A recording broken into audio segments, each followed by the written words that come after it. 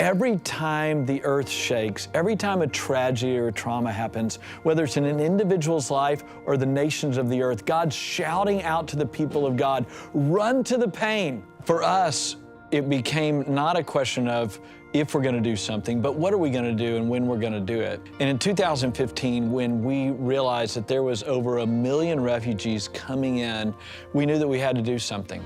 And wow, God always does far more than we could even ask or think. We're talking about who Jesus is and the things that he does. And as we begin to talk about some of the things that are happening in the camps, we start talking about Jesus's heart for his people and how he's compassionate and gentle and loving. And at this point, she types something on her phone and she passes over the Google Translate to me, and it says, "What do I do to follow Jesus?" And so at the end of that conversation, we invited her to start studying the Bible together, the different stories and truths. And she was so excited that she said, yes, and I know that this isn't just for me. And so I'm gonna go through the camp and find people with open minds and peaceful hearts to come and listen to. You just see unprecedented openness. It's just amazing because it's literally us walking into a harvest that we haven't sown for, and we just get to reap it.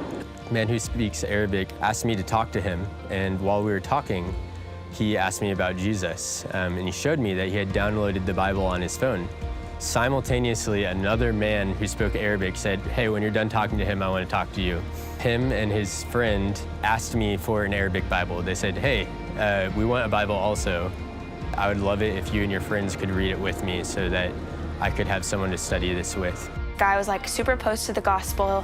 His name's Ali, and he would just keep saying like, "I don't want to hear this. I'm Muslim. I don't want to hear this." And we just explained to them like, well, our God is a God of love. He like loves to speak to us. It is his joy to like know us. And eventually he gets really serious and he looks at us and he just says, "Man, I haven't seen my brother in 3 years. If Jesus can tell you where he is, I'll follow him for the rest of my life." We invite everybody to wait on God. About 10 seconds later, one of the Arab men just yell out the Syrian word. And we're like, what just happened? But the 8 guys just go into uproar. The guy who speaks the word out starts crying. He's like, "I didn't even open my mouth. Like, I don't know how that came out." And he's like, he just yelled out a Syrian prison camp name that like we knew his brother was missing around.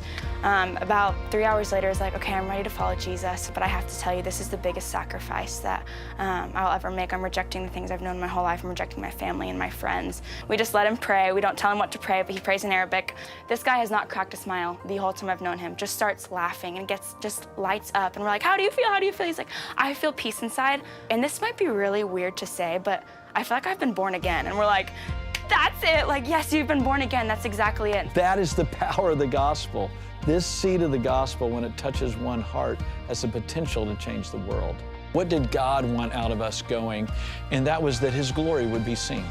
That these Muslims would have an opportunity to see not a God of distance, but a God of nearness. Jesus is seen when the people of God show up and sit beside and stand beside and sacrifice on their behalf. That's how Jesus is seen. The nations are shaking, but God is shouting that we're to run to the pain and not away from the pain.